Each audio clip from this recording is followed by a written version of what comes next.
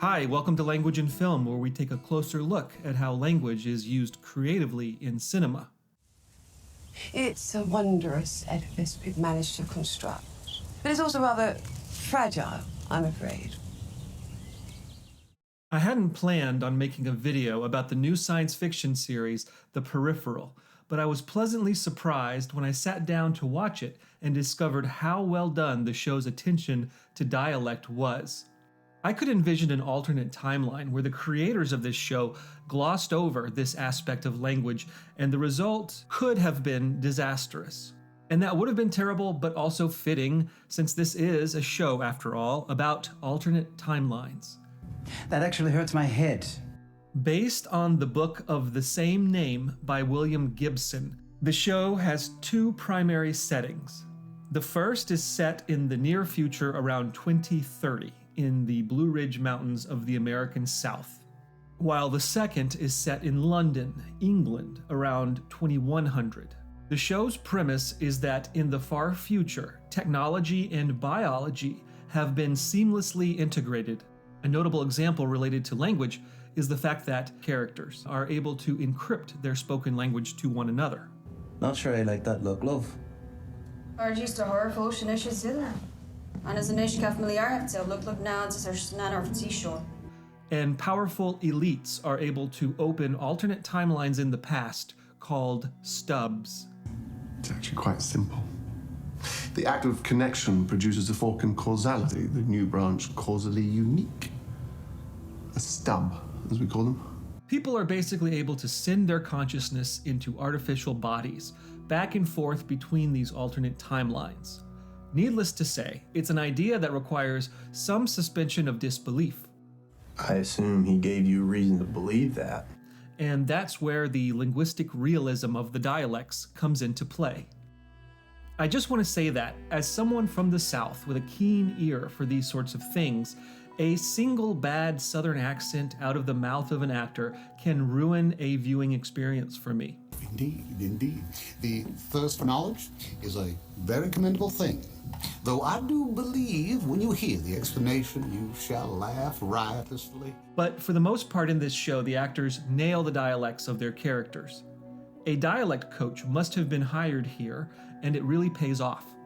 There are dozens of little details that you won't notice, but that lend a real sense of reality to the story about alternating timelines in future technology which borders on magical. For example, in this scene, two characters employ a distinctive grammatical feature of Appalachian speech known as a-prefixing, when a person sticks the sound in front of verbs. Why don't you come a-visiting? I'm a visiting now, ain't I? The fact that both characters have this knowledge of the regional dialect helps cement the fact these men share their history with the region and one another. So the show establishes a linguistic or dialectal dichotomy between the timelines. In the near future, you've got Southern American accents. In the far future, you've got the British accents. This helps the viewer track where we are in this complex story that jumps around frequently in time, not just between the timelines, but also within the timelines. Furthermore, within each timeline, there is variation in the dialects among the characters, which further helps us to distinguish between them. The characters' dialects are constant but subtle cues for the audience regarding the character's background, their attitudes, and worldview. And Irish accents make a prominent appearance in this show, with a handful of not central but important characters. With Bob, the hitman, it's utilized quite subtly and effectively. The character's prior life as a skilled assassin is linked to his native accent. He is now living in hiding, and part of his disguise is the false American accent he affects. I'm sorry to bother you, but I'm afraid we've had to cancel your policy. But there are times when he drops the facade, and this is signaled by the return of his Irish accent. Who do you want dead? When we hear this one, we know we're speaking with the true person inside, the dangerous psychopathic killer. I'm starting to get the impression that you don't like me very much. Also prominent in both the show and the book is the invented vocabulary for this future time. So there's a lot of invented words, and there's also an awareness of how important naming things is to how that thing is viewed. Wilf and Flynn, for example, experience an intense and profound emotional connection as a result of a brief merging of their sensory experience, something routinely done thanks to the future tech, and the phenomenon is known dryly as haptic drift. Employing such a mechanical term for something so emotionally powerful gives us an insight into the sensibilities of the age. Likewise, the future society refers to a series of cataclysmic events which radically reduce the human population as the jackpot.